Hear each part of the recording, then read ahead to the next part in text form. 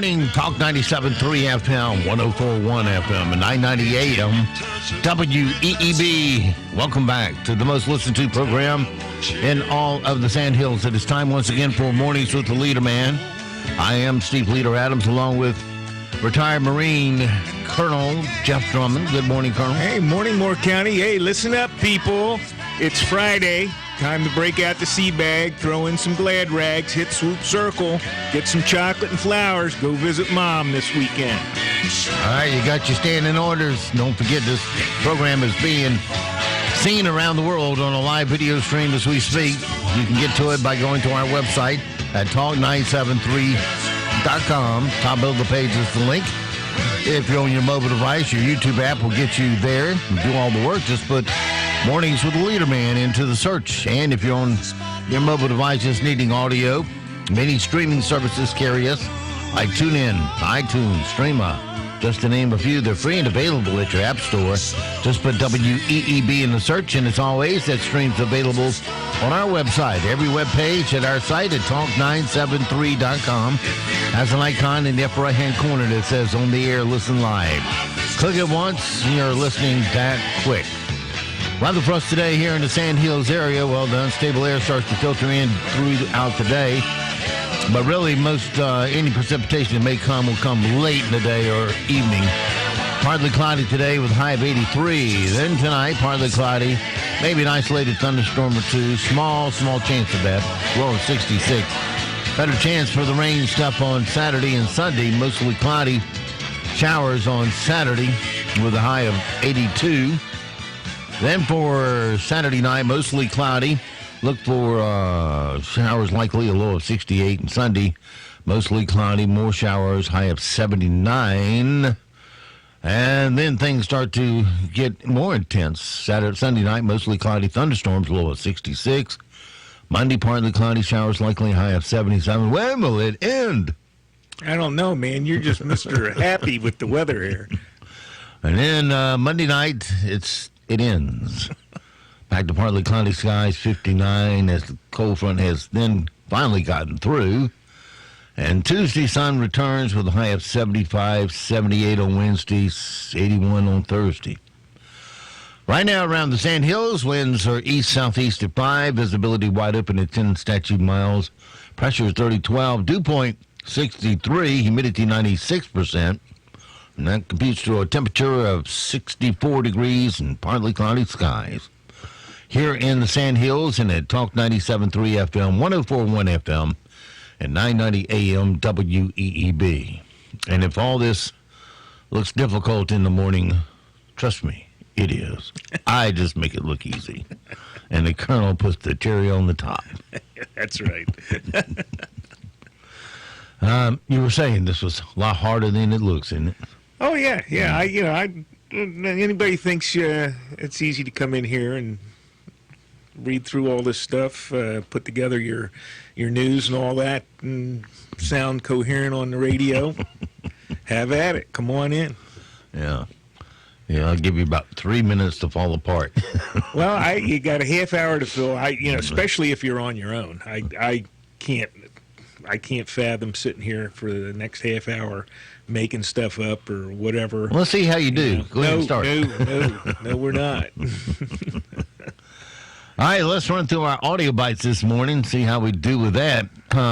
It's Mother's Day weekend, so a lot of Mother's Day news. Well, first, Jimmy Fallon read a bunch of great mom quotes from viewers last night. Here's some of that for you. Now, I thought I'd share some of my favorite mom quotes from you guys. Here we go. This first one is from Emmy Sikora. She says, my mom once called me at college and asked if I could help her figure out how to save her document in Microwave Office. This one is Imagine Haran, 13.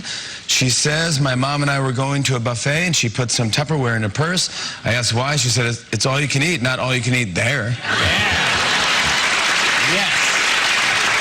I've seen that. This one's from at Nard Jerry. Oh, I love Nard Jerry. He says, I asked my mom if she was planning to come to my graduation, and she said, you're my fourth child, so no.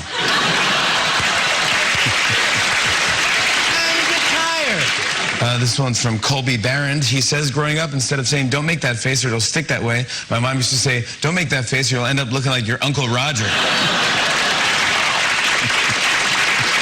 Wow. Poor Uncle Roger. Man. Yeah, I know. Oh, this one's funny. Last one is CJ Dawn236. She says, I can't find my hookers. My mom while searching for Christmas ornament hooks. Can't find my hookers. There you have it. Those are Tonight Show hashtags. Okay. Yeah, those are actually funny because they're written by, real people that have something to laugh about. Denver decriminalized magic mushrooms this week. Magic mushrooms. Yeah. Okay. All we need is another hallucinogenic drug on the street for them to consume, then hop in their car. My brother-in-law will be out there digging around out in the fields now. Yeah. Well, don't do it unless you know what you're doing, because He does. the wrong mushroom will kill you. He knows exactly what he's doing. Anyway, in honor of that, The city of Denver voted to decriminalize hallucinogenic mushrooms, making Colorado the first state in the union to do so. I don't always do magic mushrooms, but when I do, there are robots on the ceiling eating Mona Lisa's face. Stay freaky, my friends.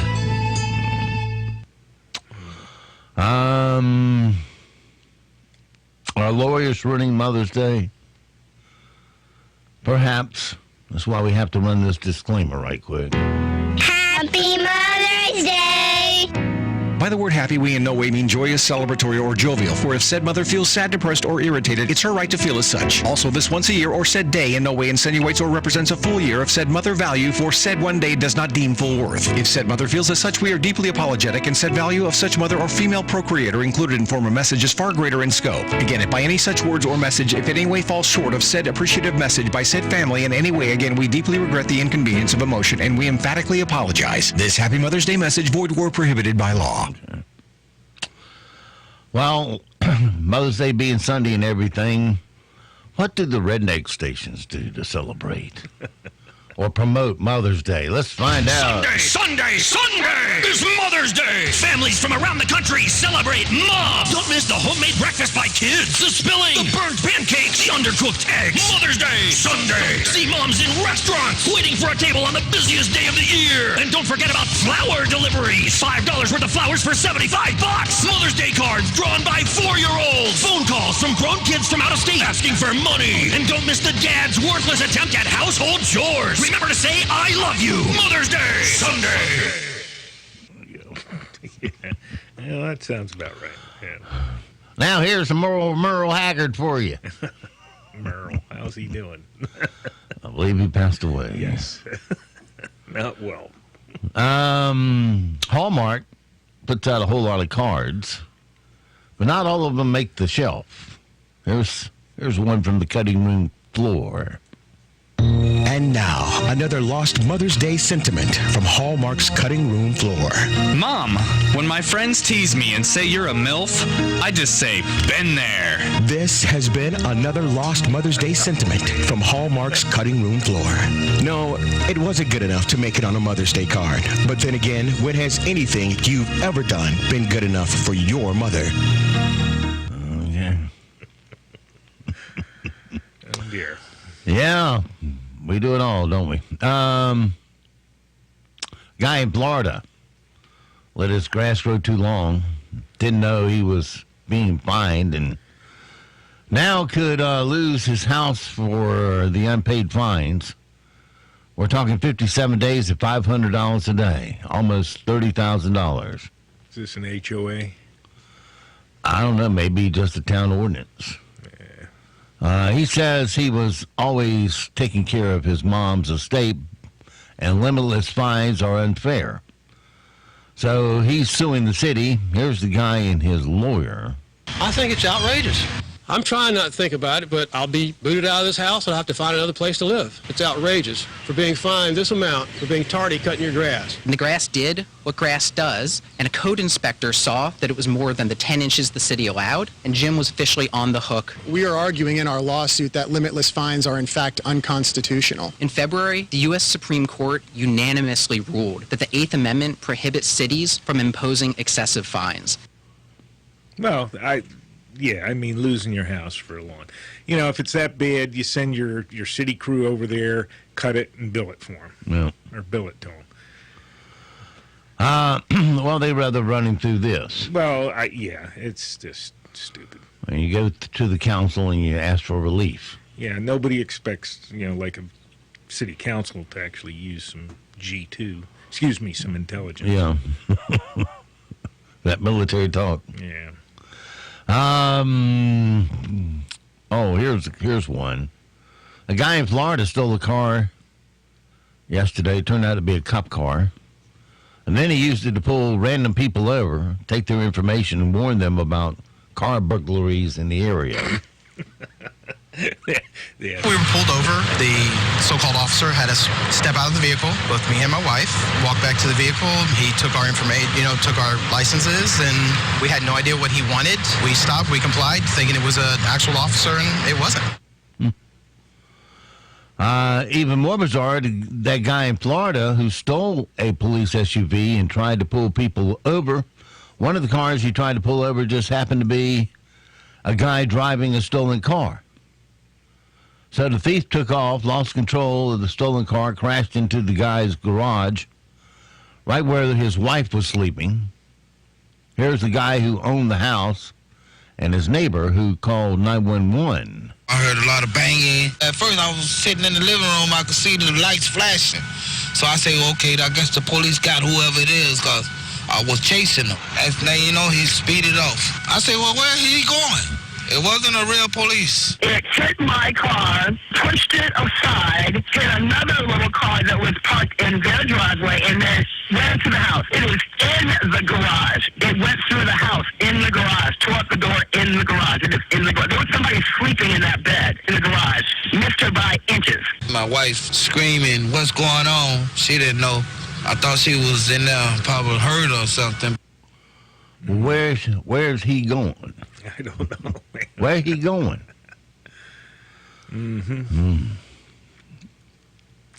That reminds me of that scene from The Hangover, doesn't it? You stole a police car. We didn't steal anything. We found it. Yeah, if anything, we deserve a reward or something, like a trophy. That's a trophy. They should get a trophy. A participation trophy. I was watching The Amazing Race this past week. And, if you ever watched that show, have you ever seen it? No. Well, they bounced these people all over the world. And when they were like in Vietnam. Where were they before that? Either they were in Laos. Is this like a big scavenger hunt worldwide or something? No, they just run you through tasks with, stupid tasks. Like a scavenger hunt. Sort of. But when they were in Laos, I believe it was, they get to choose which task they do. One was doing a rap song in Laotian or fishing for shrimp. Okay. With a pole. With a pole. Yeah. Okay. At some place where all the shrimp are in the pool. You just lay your bait down there, and the shrimp eats it, and you get the shrimp. Oh, okay. And then they cook them up for you. Big ones, big prawns, 12-inch. Yeah, prawns. Yeah, they're big ones. And I was telling a friend of mine that I said, there are kids today don't have any life skills. I mean, these are young adults all playing this thing. Some of them are older than others. But they get out there, and they get a prawn on the line, and they act like there's an electric eel on the line, and oh, it's so sticky. How do I get the hook out? And all that good stuff. I went, you got to be kidding me. Are these people that inept? And they are. They've been coddled their whole life, given their participation trophies at every turn, and they're just not prepared to be out here. They really aren't. The parents have sheltered them so long. They spend all day applying to these shows like Big Brother and Amazing Race and Survivor and all the others. And that's where all these people come from on this episode of The Amazing Race, reality shows. And they got those that have been in The Amazing Race before, some from the Big Brother, some from Survivor, to see who fares the best on the big race. Yeah. And it's I thought this is not that hard. They were fishing yesterday, the last episode in Vietnam. And all they had to do was paddle one of these boats that looked like an overturned hat. Oh, okay. Yeah. Little round boats. Right. And they had these people in the water that were supposed to cause them distractions by splashing water at them and stuff like that. And you would think, oh, no, this is so hard. And they were capsizing and everything else, not keeping their center of gravity down low. Well, you got a paddle in their hand. Yeah. Splash me, will you? Yeah. Wacko. I'd be jumping out of that boat and flipping him into the water. Splash me again, little man. It'd be like Vietnam all over again. Oh, man. I go into my kill the enemy mode here. So, anyway, I just can't believe we raised a crop of pansies. Snowflakes, whatever. Yeah, it just doesn't make sense. What happened to the men? Well, child labor laws, all the stuff that you and I, did when you were kids. If you put your kid out in the field now, moving an irrigation pipe like I did and my brother did, and picking apples or whatever, you get in trouble. It'd be child abuse. So, I don't know. I don't have a good answer for it, but you can't do some of the. You used to go pick a bushel of apples, and the old man across the street, Mr. Shelkey, give us a dime for every bushel basket we filled up with apples. Go. I'd be scouring the ditches of the streets and collecting bottles. Well, 2 cents a piece. Yeah. Man, that was big money. Yeah, can't do that now, though. God forbid you got some 8-year-old kid out there picking apples or something, and Yeah, or glass off the roadway. Anything, yep. Any physical activity, forget it.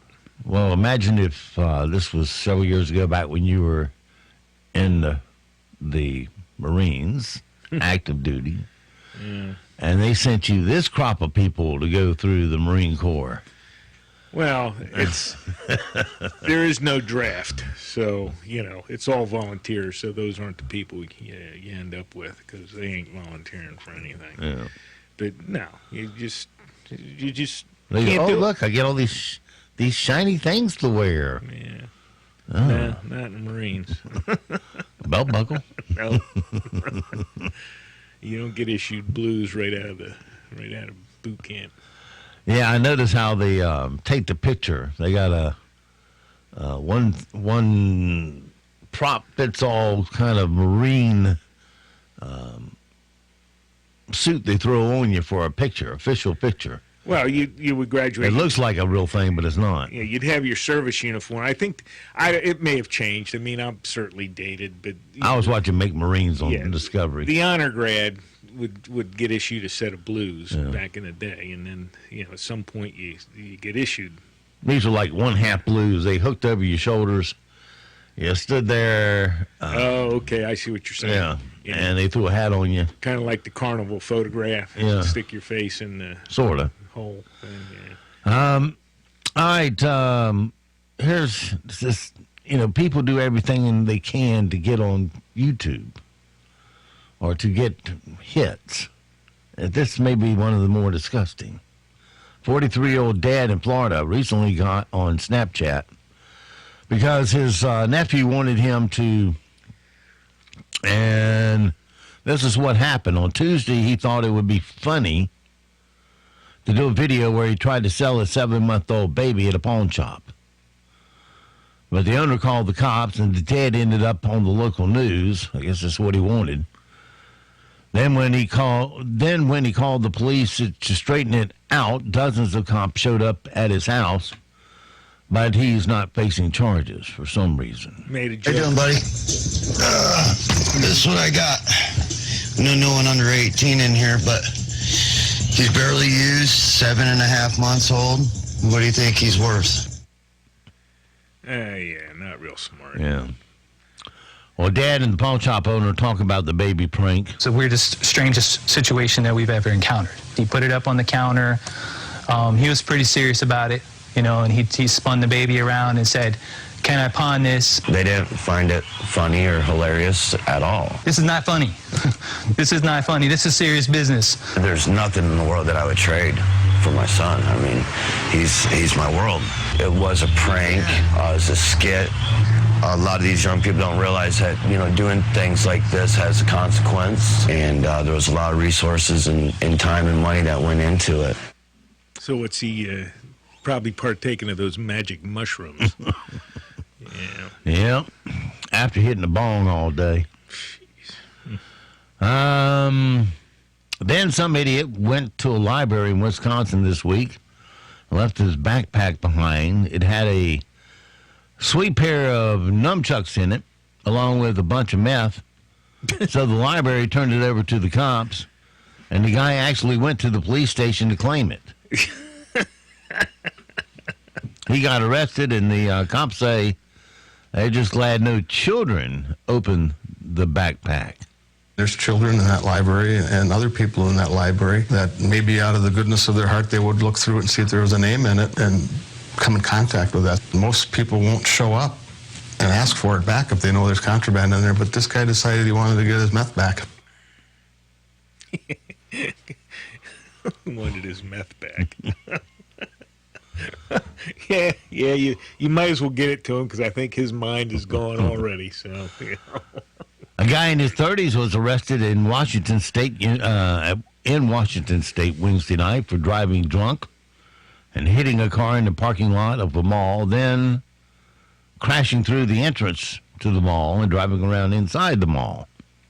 Luckily, no one was hurt. Here's a witness. It drove all the way, then it went all the way up to Sportsman, turned around, came back, so fast, and he went here, so fast, boom, hit it again, and he took off.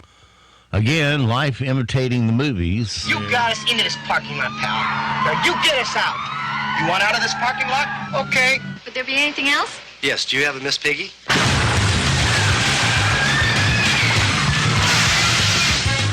Fancy burgers.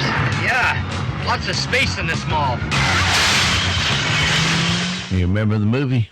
No, I don't. Blues Brothers. Oh, that was... Where Jake and Elroy calmly drive through a mall. Yeah, that's right. I remember that. I did see that a while ago. It's a long time. From our... Oh, here's one. Of course, the Carolina Hurricanes now in the semifinal game, trying to get into the Stanley Cup games. They lost last night. But the Carolina Hurricanes are playing the Boston Bruins in the NHL playoff. So a Boston radio station was talking to a sports writer from North Carolina on Wednesday. But they hung up on the guy mid-interview because of his southern accent. And when you hear it, it won't sound any more deep than mine. It wasn't like, yeah, we talk like this. It wasn't any of that. He says, I can listen to a guy, I can't listen to a guy with a southern accent talk about hockey. You got to fly a guy in from Canada. But here's the actual broadcast. How did this happen? Well, I mean, first of all, they started scoring some goals, and they were losing a lot of close games, and in December, things looked pretty bleak. But then the puck started going in a little bit more. I can't listen to a guy with a southern accent talk about hockey. Did you hang up on him? Yep. His southern accent, I can't take it. You know, there are hockey teams in the South. Many. You got to fly a guy in from Canada. That guy was pretty good. Why did you hang up on him? Because I didn't like his southern accent.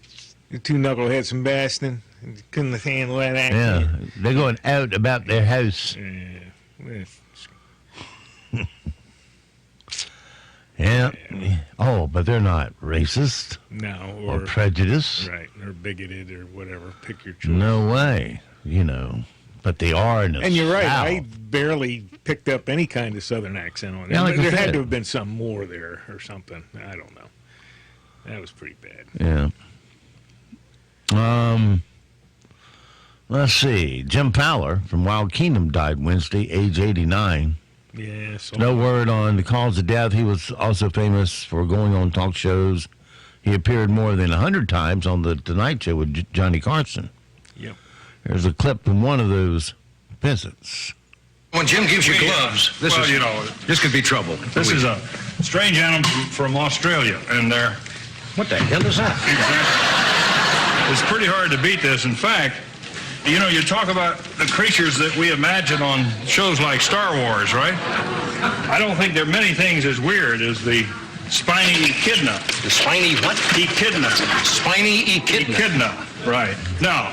Well, are those all quills? Those are all quills. Are they sharp? They're extremely sharp. That's why you got the gloves. Yeah. And while you're holding that, Now, the old joke is, how do they mate? And you say, very carefully, yes. But they see with all the spines. Johnny Carson was a class act. Yep. Nothing more to be said. Yeah, he didn't preach hate all night long. Right, yeah. He kept it under wraps. Yeah, that's a shame. I used to watch that Mutual of Omaha, Wild Kingdom. That was a great show. What was the guy's original name?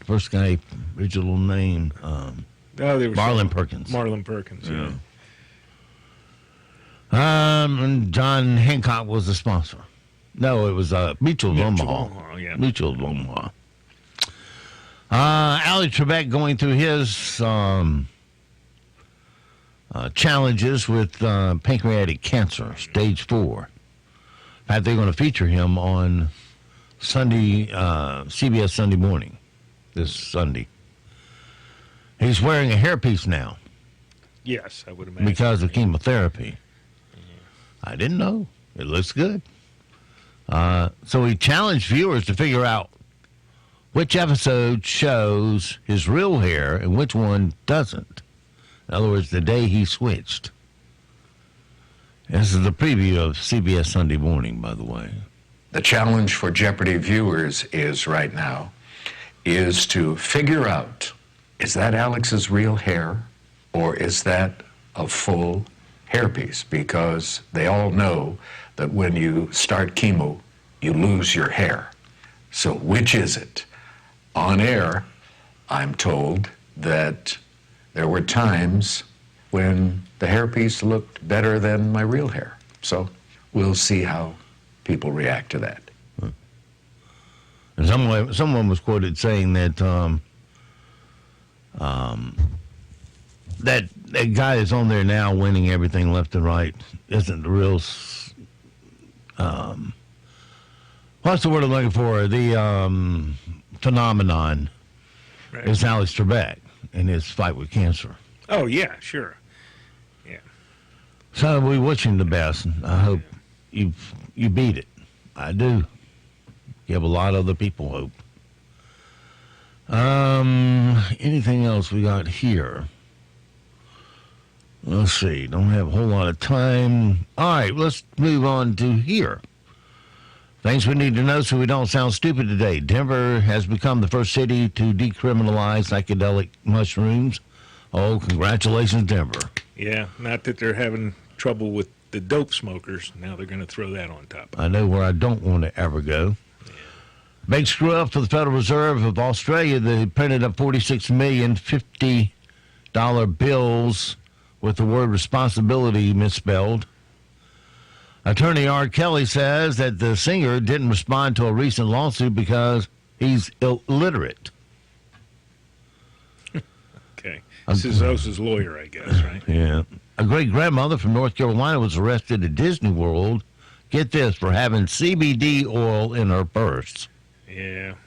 Is it illegal in Florida or something? No, apparently when they analyzed it, there was some THC in it. In the CBD oil? Yes, but I thought I read they released her without charges.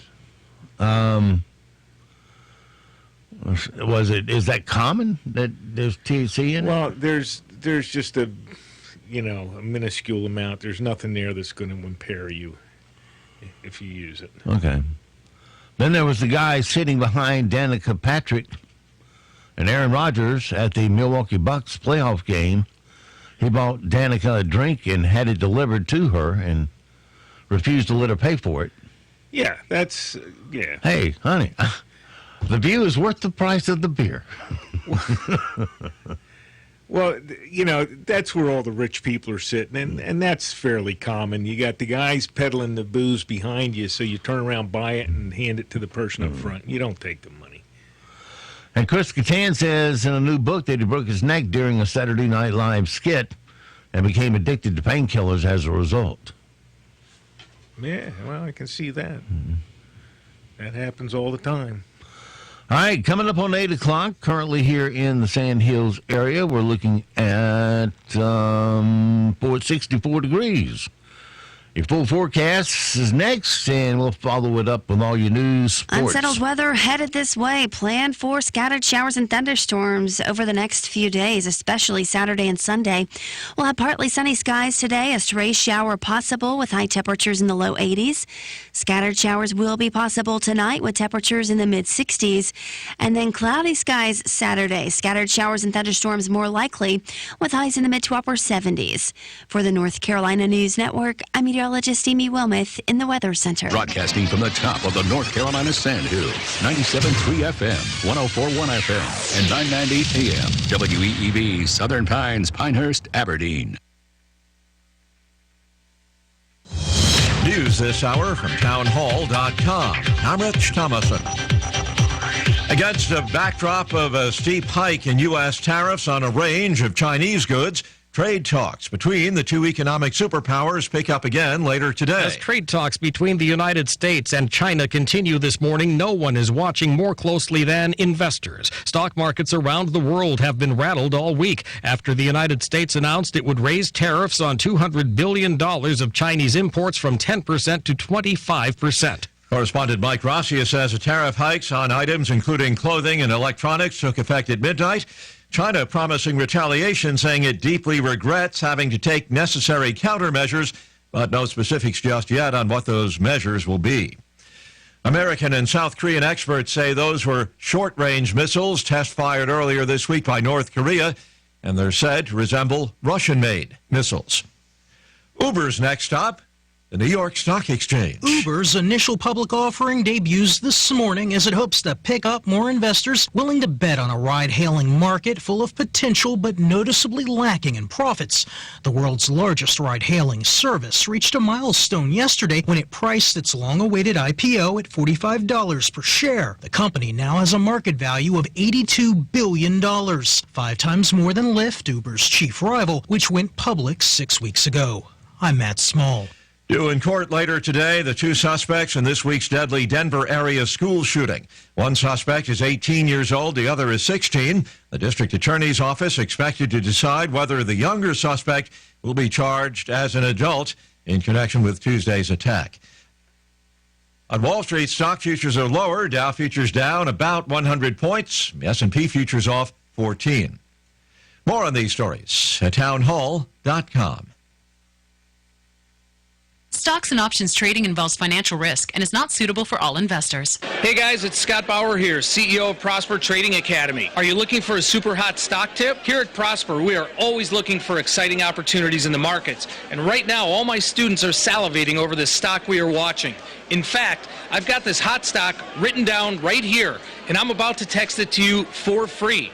I just need to know where to send it. Simply text HOT to 48542, and I'll text it to you instantly. How do I know this stock is so hot? Well, I'm a former CBOE market maker for Amazon Options, former vice president of Goldman Sachs, and I have over 25 years of professional trading experience. I'm telling you, this stock is hot. But be warned, the stock may move soon, so you need to claim it before it does. Text HOT to 48542, and I'll text you this hot stock instantly. Text HOT to 48542, and I'll text you this hot stock instantly. Message and data rates may apply.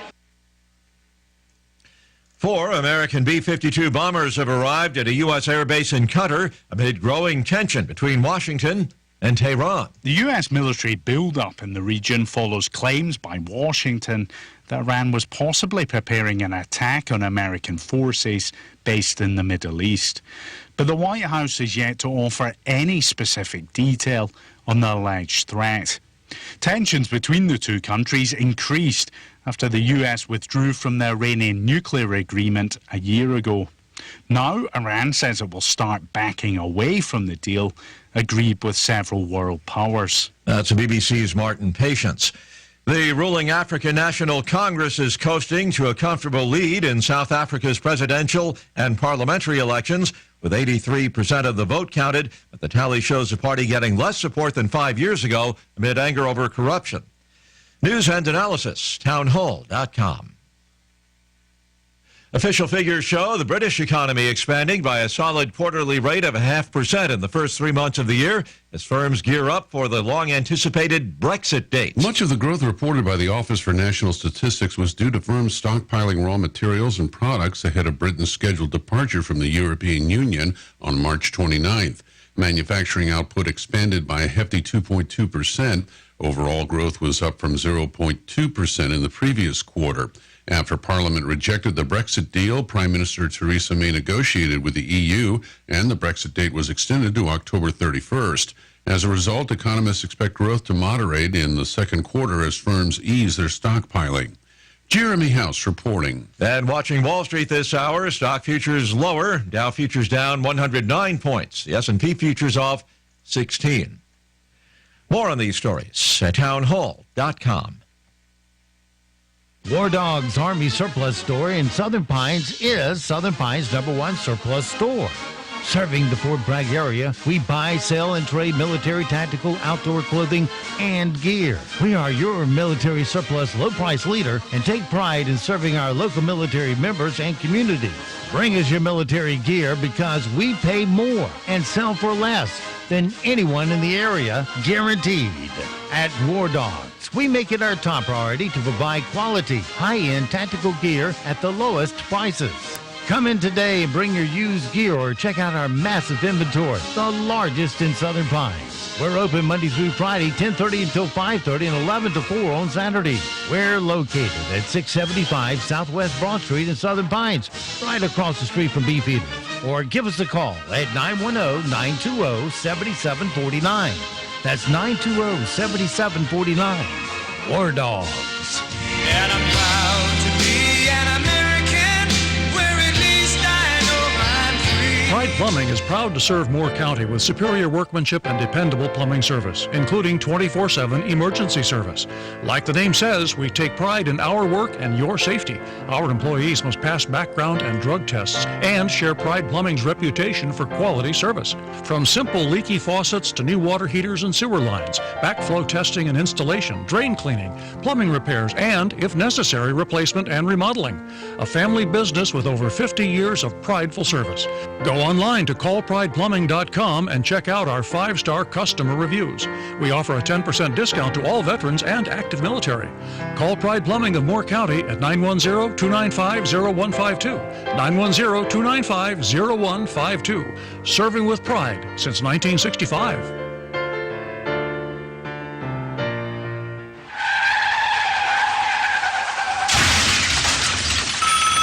Good morning, First Casualty Insurance. This is Jared. Jared, I just rear-ended a brand new Lexus. The guy really looks mad, and I'm sitting in my car with my windows rolled up. What am I going to do? What am I going to do? Wanda, now stay calm. Is anyone injured? Have you called the police? They just arrived. Oh, Jared, am I in big trouble? Wanda, you're not in trouble. The officer will need to get some info from you and the other driver. You should go ahead and get out of the car and speak with them. Okay, if I have to. When you are finished with the police, give me a call back, and I will help you file a claim so that your car and the other person's car can be repaired as quickly as possible. Oh, thank you, Jared. You've made me feel so much better. I love First Casualty Insurance. We represent over 3 dozen outstanding companies. Call us anytime you have an insurance question. We want to be your insurance people. 910-692-8303. First Casualty Insurance Group, Southern Pines. 910-692-8303. NCN News. I'm Mike Riley. The U.S. pulled the trigger at midnight, increasing tariffs on $200 billion of imports from China. This even though a second day of trade negotiation is scheduled for today. Journalist Paul Bluestein tells us why he thinks it'll be a hard deal to get. Neither side wants to look weak, so there is a dynamic that can start in train here that could be very difficult to stop. Mayors from across North Carolina's coast discuss the cost of offshore oil drilling if something goes wrong. A judge ruled President Donald Trump's executive order allowing offshore drilling in the Arctic Ocean was invalid. About a dozen mayors from Duck to Topsail Beach met on Wednesday in Mateo to discuss their worries about offshore oil and gas exploration. Michael Regan is Secretary of the Department of Environmental Quality and tells WITN News. So what this does is give the governor and I more information, more fuel to keep pushing against offshore drilling and seismic testing. Presidential hopeful Bernie Sanders and Congresswoman Alexandria Ocasio-Cortez are teaming up against two banks. The two lawmakers have introduced legislation to cap credit card interest rates at 15%. No bank in this country should have credit card interest rates of over 15%. So bringing back the concept of usury laws, where people cannot where banks cannot try to get blood out of a stone. Officials say a 4-year-old boy with autism has died after he was found at the bottom of a pool in Morganton on Thursday. According to officials, just minutes after a search began for the missing boy, he was found in the bottom of that pool, just a few hundred yards from his home in Morganton. Authorities in western North Carolina say they have found a 7-week-old baby girl who was kidnapped by a man and a woman who were wearing ski masks. Asheville police tweeted on Thursday evening the baby was kidnapped in the Biltmore Park area. You're listening to NCN News. A Sport Clips Championship haircut experience makes you feel like your hair has its own walk-up music. Maybe you play sports. Maybe you play sports online. Or maybe your sport is keeping up with your kids. Your hair deserves its own walk-up music. And at Sport Clips, we make it easy. A game-changing cut from a stylist trained for guys while you're surrounded by sports. Hair this good needs no introduction, but you'll want one anyway. So download the app, check in, and get your hair in the game. Who is the North Carolina High School Athletic Association? We are over 200,000 student athletes. We are dedicated educators, coaches, and mentors. We are your neighbors and friends that put on the striped shirts and officiate the games you love every week. We are 417 member high schools from small towns and big cities, anywhere from Murphy to Manteo. We are making a difference and building leaders of communities for the next generation. Who are we? We are high school. We are the NCHSAA. President Trump is speaking out about the Republican-led Senate Intelligence Committee and North Carolina Senator Richard Burr's decision to subpoena his eldest son. Mr. Trump says he was surprised his son would have to appear before the panel, calling him a good person. I saw Richard Burr saying there was no collusion 2 or 3 weeks ago. He went outside and somebody asked him, no, there's no collusion. We found no collusion. But I was very surprised to see my son. My son's a very good person. North Korean state media reported this morning that leader Kim Jong-un has called for his military to assume full combat posture and directed another missile fire. Comes after the U.S. seized a North Korean cargo ship reportedly carrying coal in violation of sanctions. I'm Alex Jensen in Seoul, and we're hearing from North Korea's state-run media agency that leader Kim Jong-un has been stressing the need to keep a full combat posture to cope with any emergency. It certainly feels as though the mood is dipping here on this peninsula, a day after North Korea's latest missile tests, and just as denuclearization dialogue looks as deadlocked as ever. An online company that provides care for children and the elderly says it'll do a better job of screening its caregivers. Peter King has that. That's because it does almost no screening now. Care.com asks families to do most of the vetting of caregivers the company provides, but now it says it'll hire another company to do deep background checks to screen for criminal activity and verify the information of those caregivers. The move comes after the Wall Street Journal reported that some caregivers had police records and were actually accused of serious crimes while taking care of customers' children and older relatives. North Carolina coastal town is set to unveil its first fully handicapped beach access. Officials in Kill Devil Hills say a grand opening and dedication ceremony is set for Monday at 10 a.m. Mike Riley, NCN News. Tracking a couple of cold fronts that will have impacts across the area for the upcoming weekend. For today, partly sunny. Can't rule out a stray shower or an isolated thunderstorm. High temperatures will climb into the low 80s. A couple of showers will be possible overnight tonight. Temperatures in the mid-60s. And then a better chance for showers and thunderstorms Saturday with highs in the mid to upper 70s.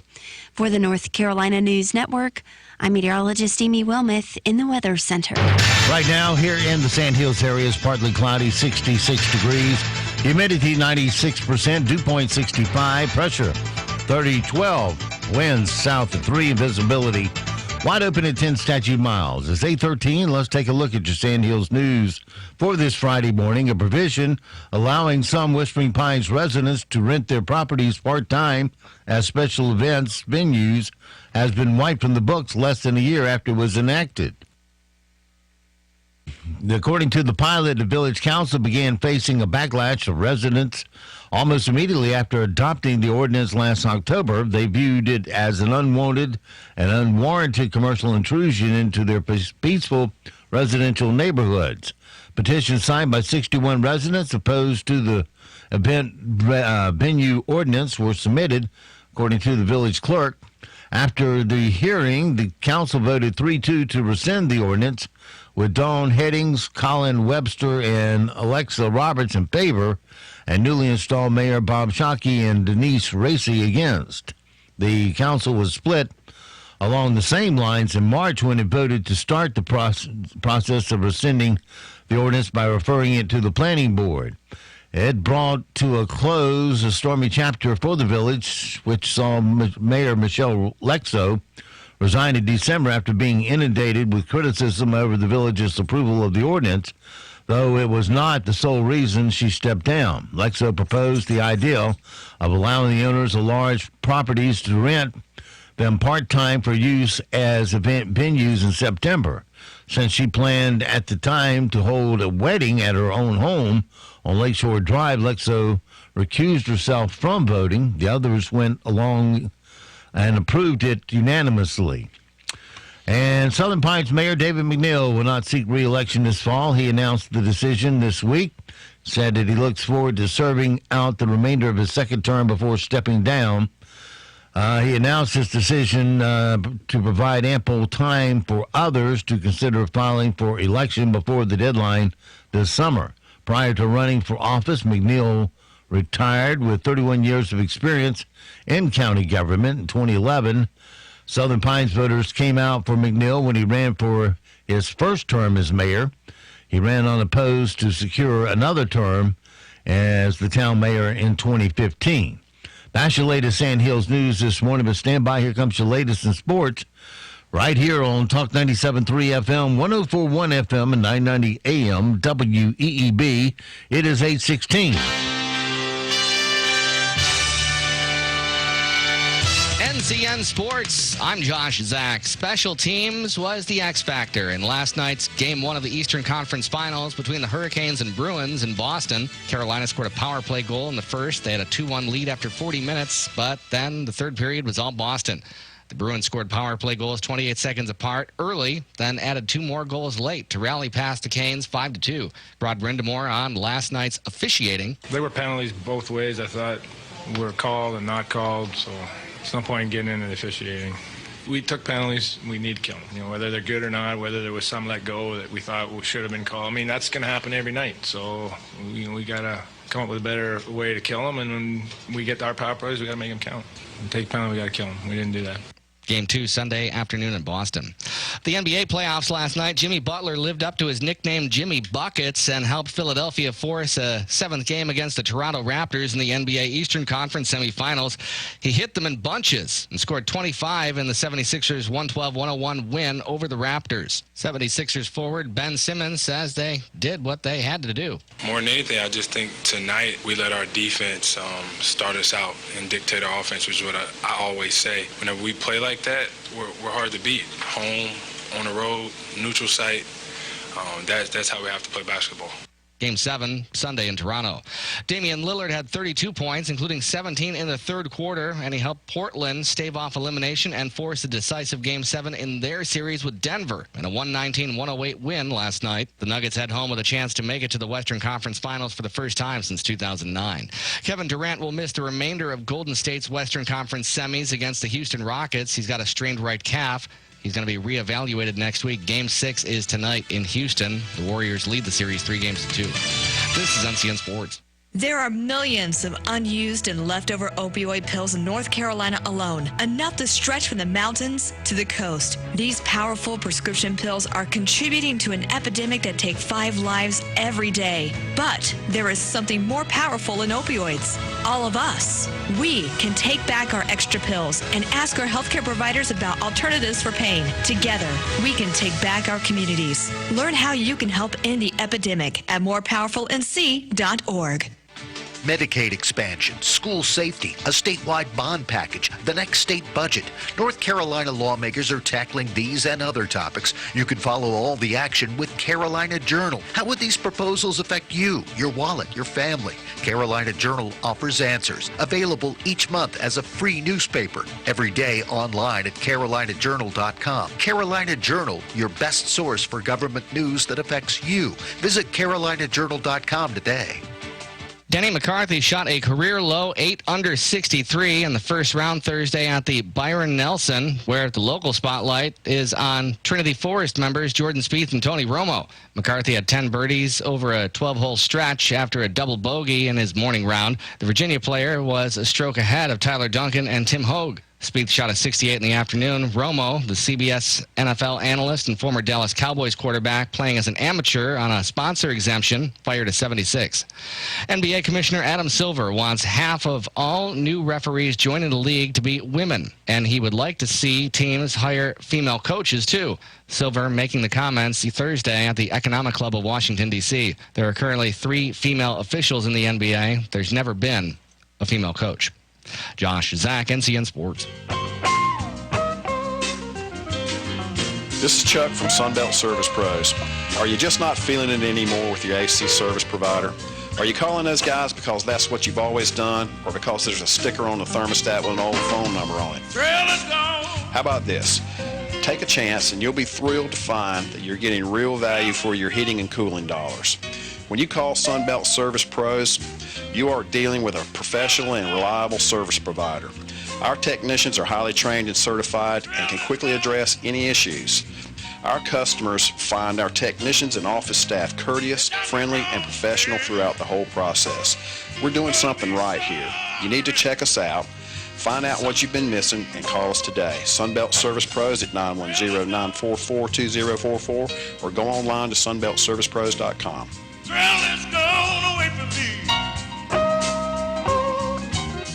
Hi, this is Rich Wagner from Whispering Pines. I've been suffering with acute back and knee pain for many months, and after trying visits to the doctor, painkillers, and spinal injections with no relief, I went to see Dr. Wright at Wright Chiropractic in Seven Lakes. After the first visit, I noticed a lot of improvement, and I've continued to improve with each treatment. Thanks to Dr. Wright, I'm feeling much better than I have in a very long time. I was skeptical about chiropractic treatment at first, but it has truly given me my life back. This is Dr. Wright. I can't guarantee I can fix every problem, but I will tell you honestly whether chiropractic can be of help for your particular issue. Living with pain is not always the only option. Doesn't it make sense to explore every avenue before resigning yourself to the limitations of pain? Call our office today to schedule a consultation and start living again. 673-2225. Serving more people, more places, 24/7. If your AC breaks down, we'll restore your indoor heaven. Installation or repair, one call will be there. It's your family, don't delay. Comfort's just a call away. We're Comfort Services. Comfort Services. Come to Comfort Services in Aberdeen to get a free estimate on a new Carrier system or heat pump, and you may qualify for a rebate up to $2,000 from Carrier. Get in on the savings and purchase a qualifying heating or cooling product before the Cool Cash rebate ends June 30th. You may also qualify for financing options as well. Stop into Comfort Services on Highway 5 next to the Habitat store in Aberdeen, or call 910-695-2665. Carrier and Comfort Services, a great team. Comfort's just a call away. Comfort Services.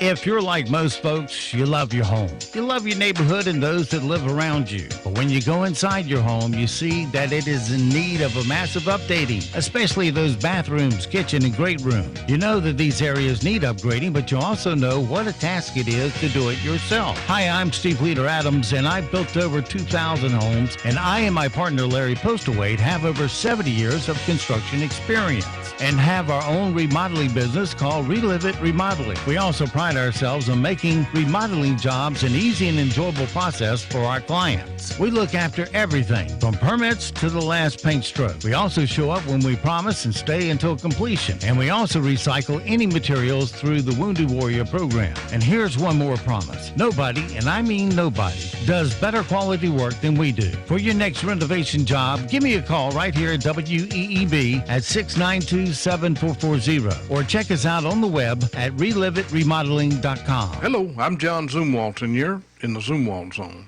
Did any of you read the story about the couple in, where else, California, who were fined $600,000 because of what they did to a tree?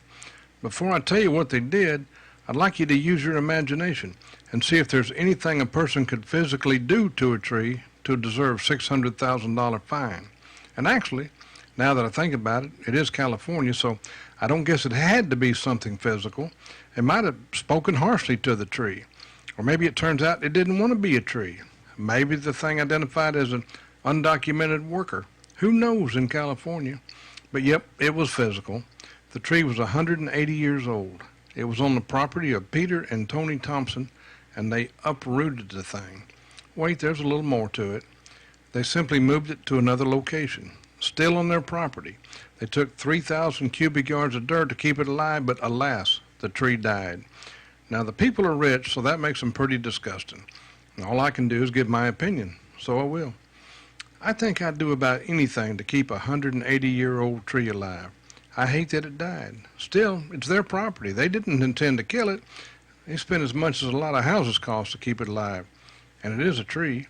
I'm thinking $600,000 is a lot, unless you're in California, or if you're the Moore County Superintendent.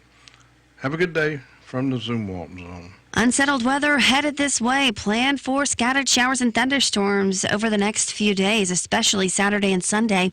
We'll have partly sunny skies today, a stray shower possible with high temperatures in the low 80s. Scattered showers will be possible tonight with temperatures in the mid-60s. And then cloudy skies Saturday. Scattered showers and thunderstorms more likely with highs in the mid to upper 70s. For the North Carolina News Network, I'm meteorologist Amy Wilmoth in the Weather Center. And now, the Sandhills' #1 morning show. Mornings with the Leader Man. Here on Talk 97.3 FM, 104.1 FM, and 990 AM WEEB. And heard and seen around the world at talk973.com. The best part of waking up is waking up with us. Happy Friday, everybody. This Sunday is Mother's Day. Happy Mother's Day. All right, give your mother a kiss or I'll kick your teeth in. Hey, shut up. You're not my real mom. You know you love the weekend. Your mother was a hamster. It's Mother's Day, and you're ruining it. Hey, this Sunday's Mother's Day. Now, if you haven't got your mom a gift yet, can't go wrong with a gallon of gasoline, huh? It's a little pricey, but hey, you only got one mom, you know? Don't talk dirty. What does Mama say about little boys who talk dirty?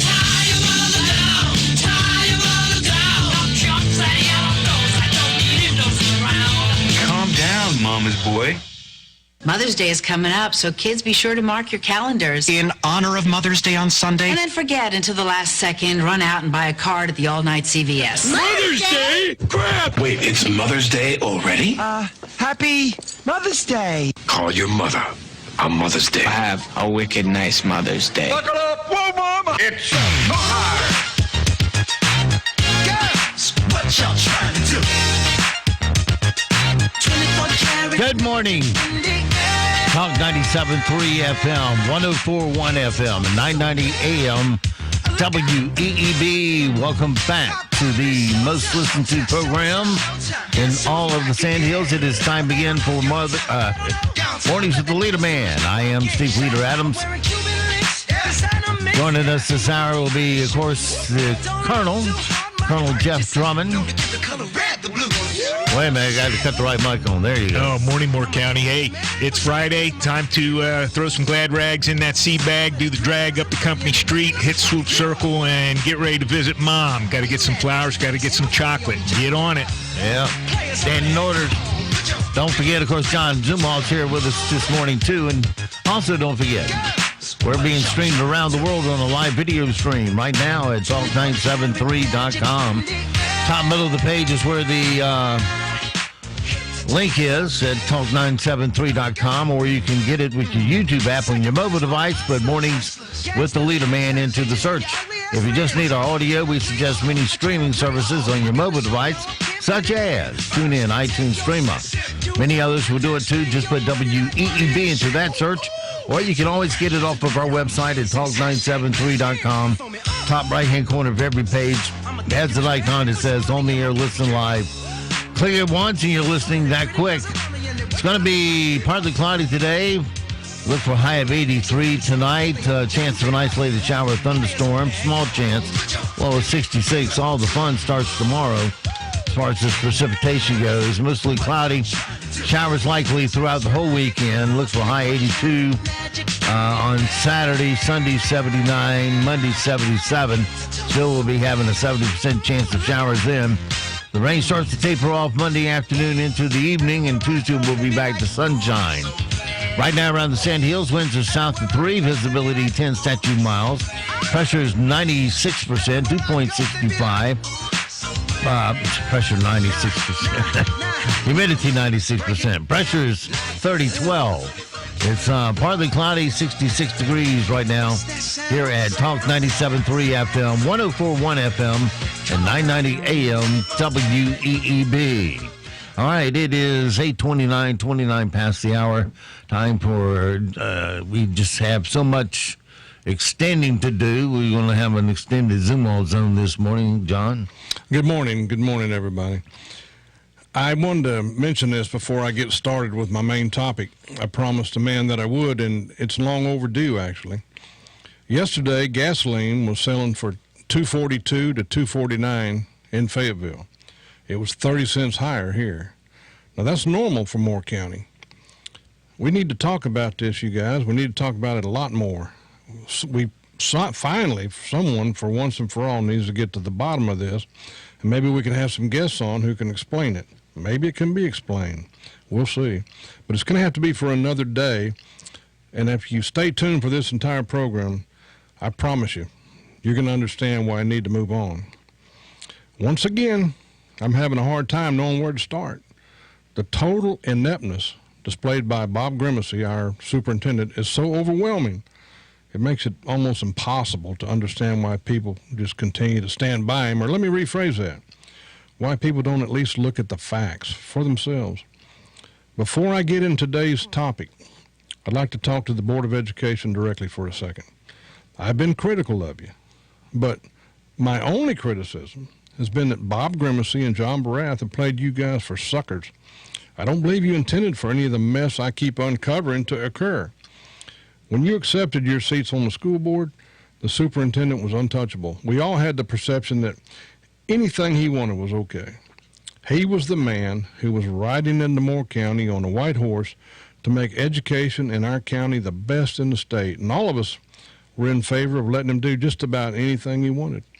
And as a result, he got zero oversight. Now, you can tell us that he came to the board, you guys, and presented his ideas, and all of you had to approve everything he did. And I imagine that's technically correct. But how many times did you veto him? Or a better question might be, how many times was there a split vote? Maybe never?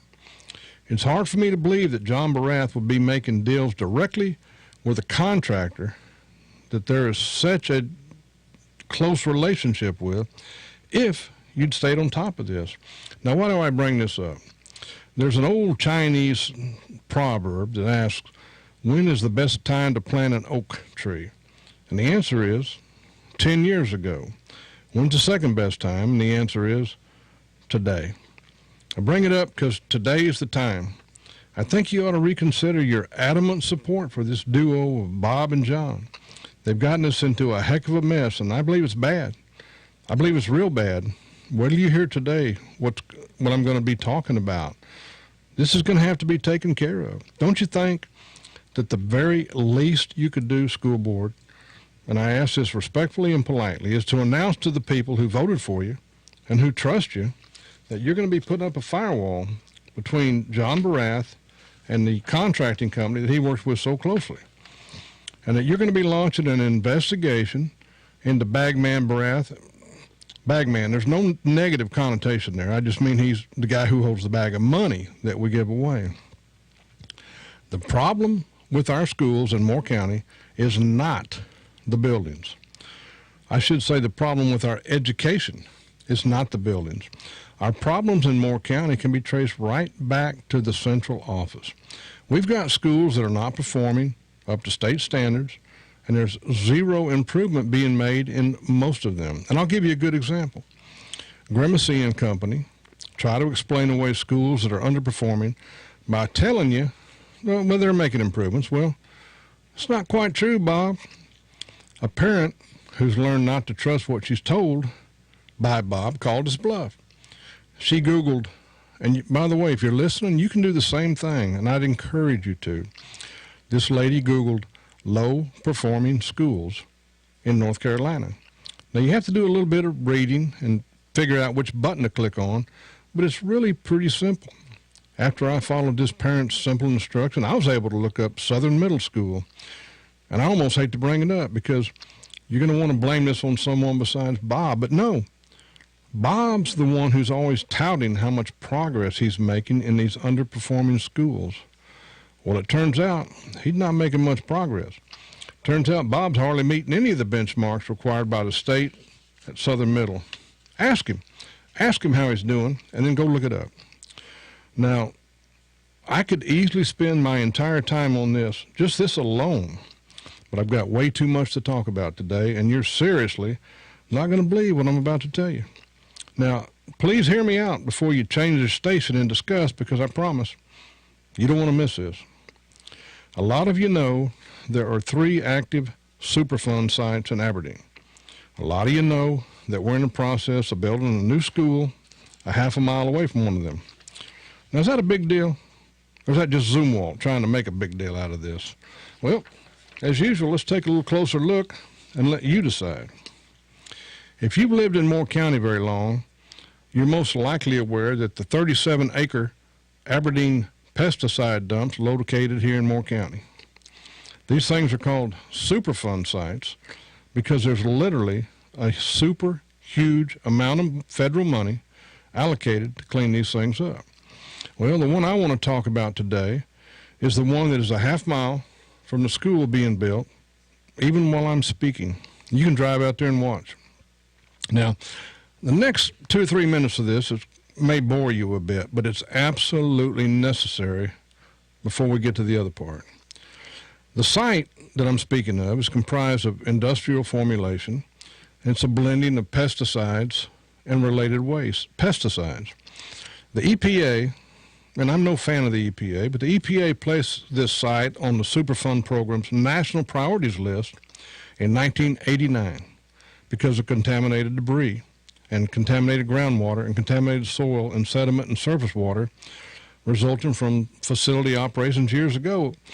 And by the way, years ago when they did it, it was legal to dump this stuff right on the ground from the pesticide plant. Who knew? Now, you say, well, Zumwalt, the EPA fixed all that. They declared the site good. They declared it perfectly safe. They declared it safe to build a school. Well, that's close. And we were just talking in here a second ago about how you can get close and tell the truth, but this is not the exact truth. And here's the truth. And this is the part that gets a little bit even more boring. The EPA and the North Carolina Department of Environmental and Natural Resources and the site's potentially responsible parties, I'll talk about them more in a second, investigated site conditions and took steps to clean it up in order to protect the people and the environment. Well, the EPA said the site contamination does not currently threaten people living and working nearby. Of course, when they said that, there was no school nearby. So when they said that, they meant it. the property was not a threat because no one was living nearby.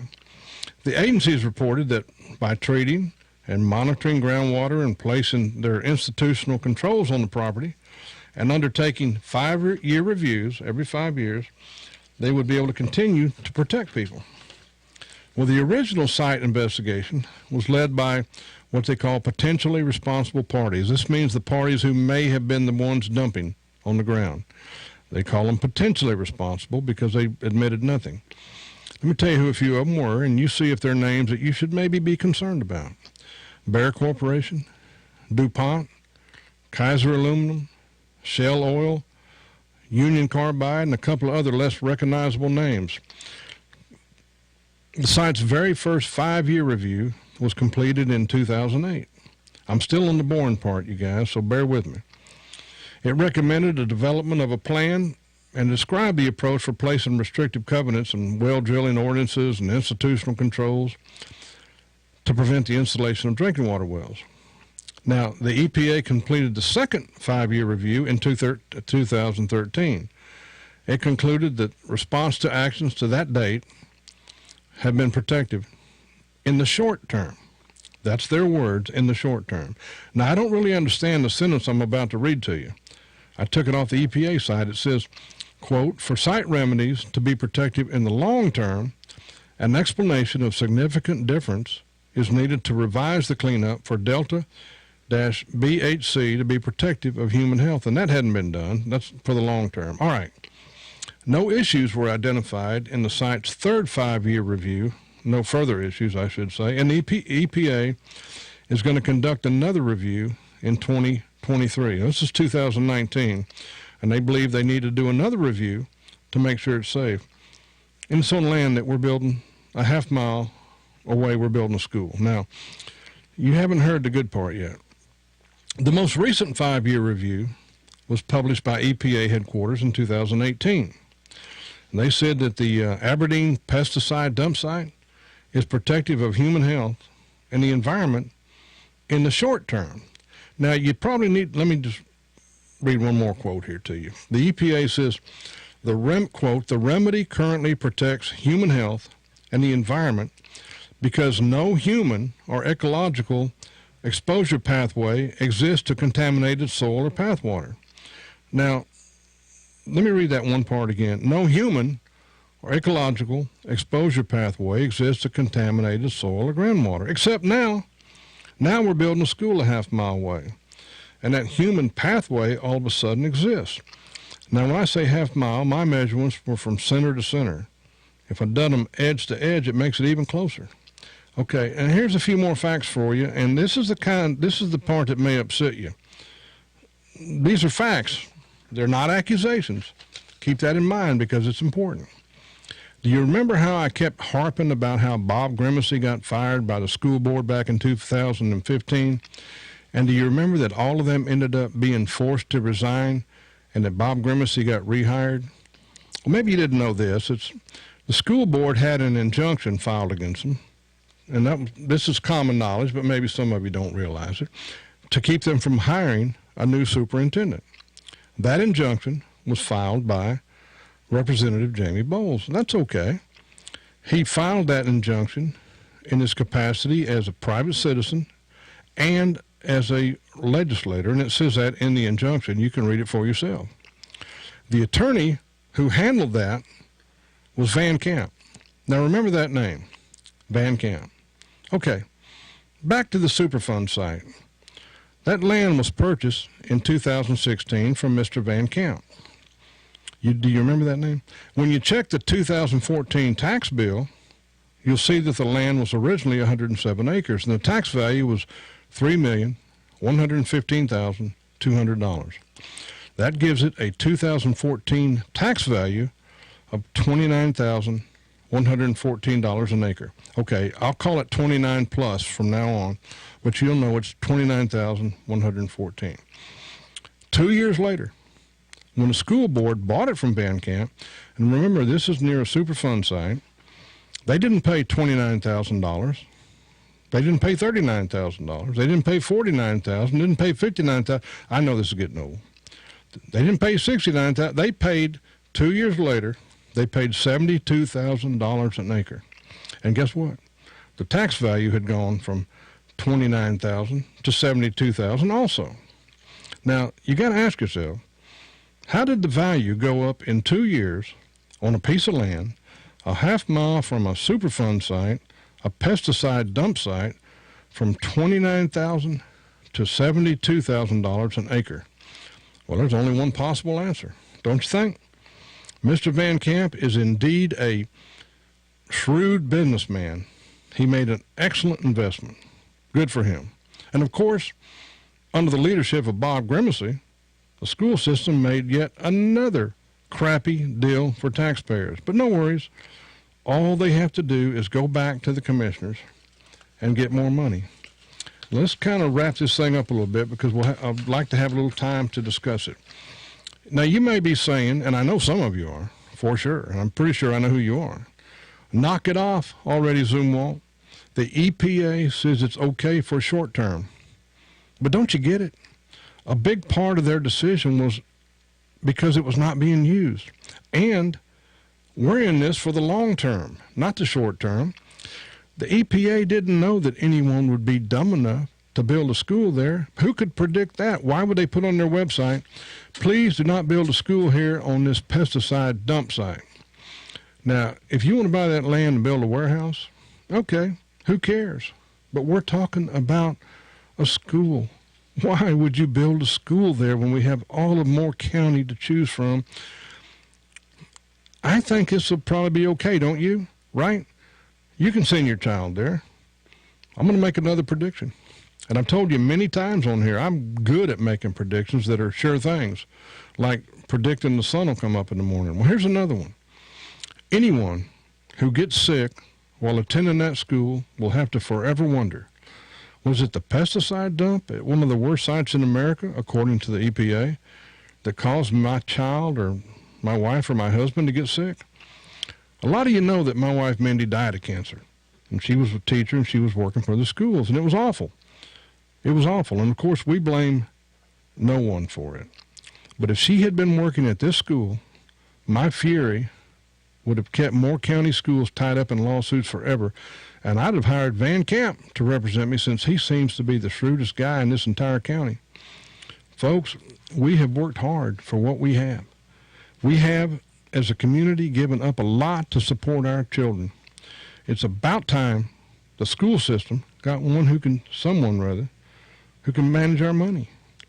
Between this, the architect / John Barath connection, the failure to go after the $1.5 million that the construction firm owes us, the total, complete ineptness of the way the redistricting has been handled and the way parents have been ignored and the thing this has turned into, and the failure of Grimacy to bring up the scores of these low-performing schools. Doesn't anyone think it's time for at least looking at this thing? Isn't it time for an investigation? I don't know how anybody can keep supporting Grimacy or Barath. School board, can you just look into it? I like all of you, so except one of you. Pathetic Pilot, I appreciate you listening. I'll be looking forward to your editorial telling everyone I'm paranoid and I'm a conspiracy nut. And I've covered a lot of material today here, folks. But believe me, there is a lot more. What do you guys think? Well, just to landmark this thing, the land you're talking about, where exactly is it at? It's off Highway 5. Where they're building the new school. Yeah, where they're building a new school. And that was owned by the Van Camp family. Van Camp is the one who signed the bill of sale. And again, I want to keep saying this. It was in 2014. It was $29,000 plus, and we bought it for $72,000 plus 2 years later. But the tax value, well, I guess they marked the tax value based on the sale price, right? I don't know. When I looked up the tax value, it was tax valued at both of those prices, $29,000 plus in 2014 and $72,000 in 2 years later. There's no law against someone investing in land and selling it for a profit, which seems to have happened here. But Don't say you it. wonder how that value, well, it's like this. When you buy a home, you have to have an appraisal done. Then the appraisal tells the bank, yes, this is worth the $100,000 that the buyer's paying for it.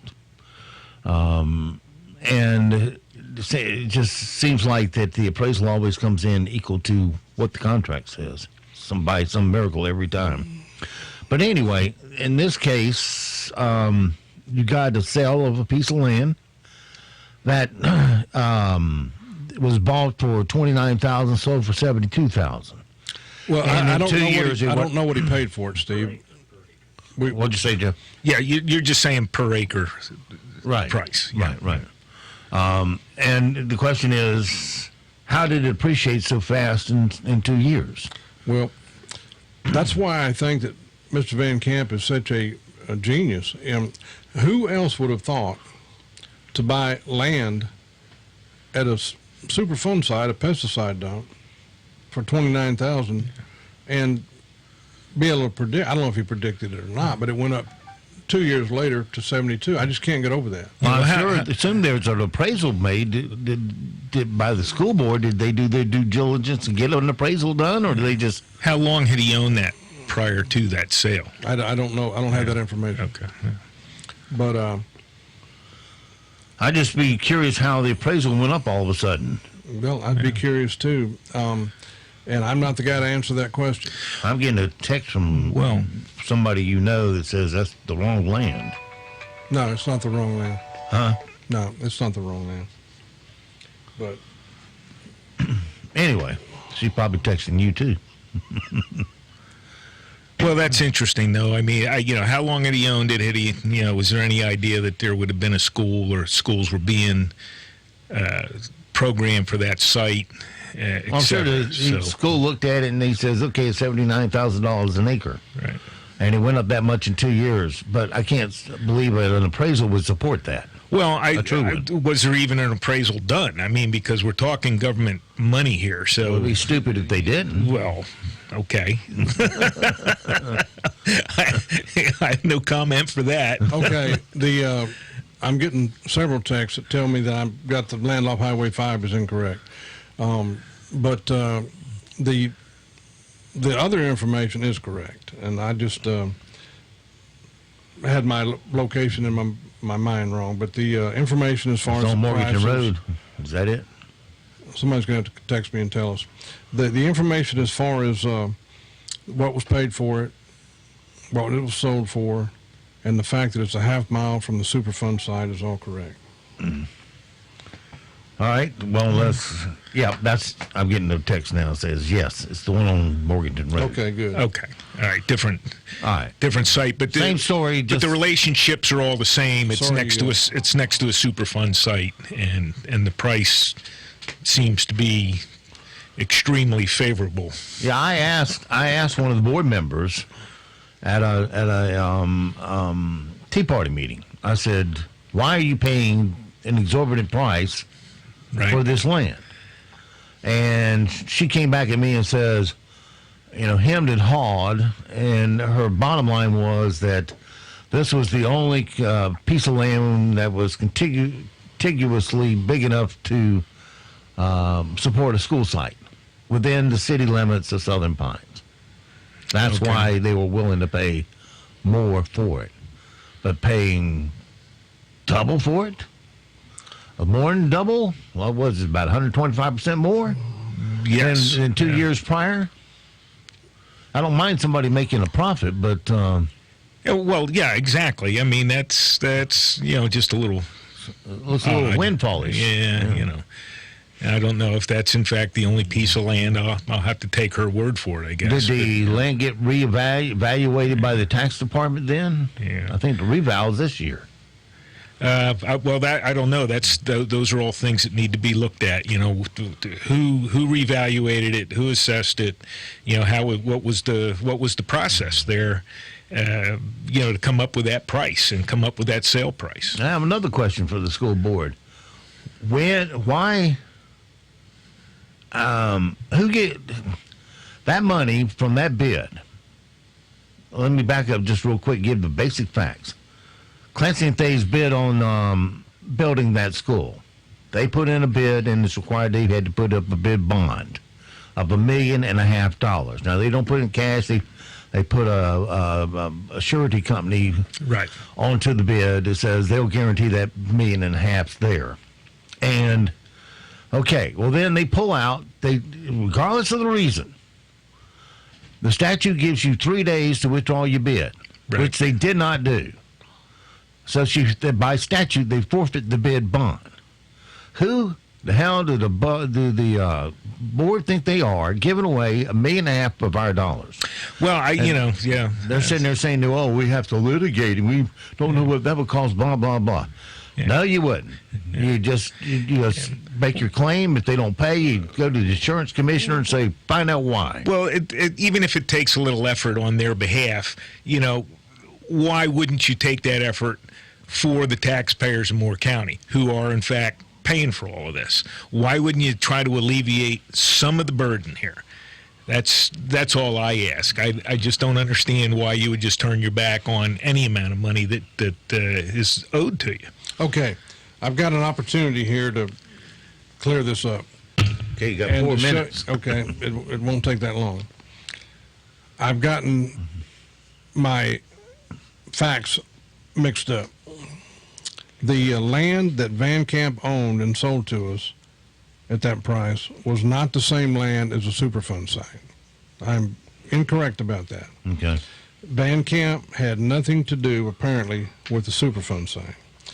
The Van Camp wanted to file the injunction to remove, or rather to keep the superintendent of schools, did indeed sell us land for $72,000 an acre that used to be $29,000. That is correct. He had nothing to do with the Superfund site. Well, the land he sold for $79,000 an acre was the one on Morganton Road. Yes, that is correct. Okay. So my apologies. That is extremely embarrassing for me. You can appreciate my embarrassment on this. I got my facts wrong on that. So we've corrected it here. We have 2 separate issues. One is that the land went up all that price in 2 years, and the other is that we have a school being built where it's being built. So, but the one in Aberdeen on 5 is still near that Superfund site. Yes, that changes nothing. Yeah. Now, I imagine that the foes of this program will use this mistake that I made and jump right on it. Well, I don't blame them. I would too. But remember, I've always told you, check the facts. And folks who listen to this program did check the facts. And they immediately let us know that I was wrong. So my sincere apologies. Well, hey, and John, the other thing is you're sitting here in the moment saying, hey, I got it wrong. Yeah. Unlike other people who have gotten plenty of things wrong and say nothing and obfuscate and pretend it never happened. So, well, good thing you're not a state employee. They'd rally around you and tell you got it right. You'd get a promotion. I just got another text that says the Aberdeen site went for $9,900 an acre because it was so close to the Super Zone. Yeah, so. Okay, all right. So we got a deal on it to allow our kids to play on that dirty soil. Yeah, there you go. Okay, I want to tell you that I'm extremely sorry this happened, and I will do my best not to ever let it happen again. But it was an error, and anyone who heard it, I hope that you'll just take that into consideration. Okay. But still, that land did appreciate a whole lot. The Morgantown Road property, seems to have appreciated in 2 years. That doesn't change. Yeah. So it's 2 separate issues. One, the land appreciated in 2 years in school. And the other one is we're building a school next to a Superfund site. Yeah. I've got some land. I'm going to see if the school board will buy it off of me. Plenty big enough for a school or two. I got 8 acres here. Yeah. They can build a high school here. Right. There you go. Yeah, they haven't asked you, so... The thing against me is we're paying $79,000 for a site over there on Morganton Road where a quarter mile away on the backside of Pinecrest High School.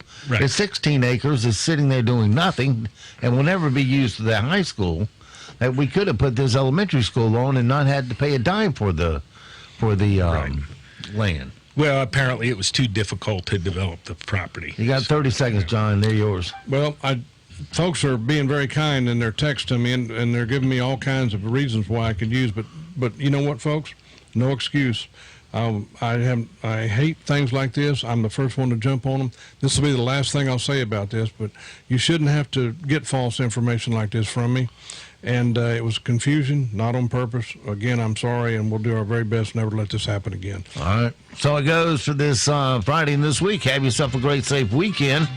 We'll see you back bright and early Monday morning for a Mundane Monday. Until then, be sure to support all the mom and pop businesses you hear on our airways because they are the backbone of our economy here in Moore County. Your money will stay here, roll over, and create jobs. And don't forget, millions of Americans have fought and they have died to give and protect the freedoms that you get to enjoy today. Live today worthy of their and their family's sacrifice. One last word, school board. Go get our $1.5 million. That belongs to all of us. It's not up to you to give it away. And also, don't forget, Colt, Nick, the dogs, we'll all see you at 2 o'clock this afternoon at the dog park.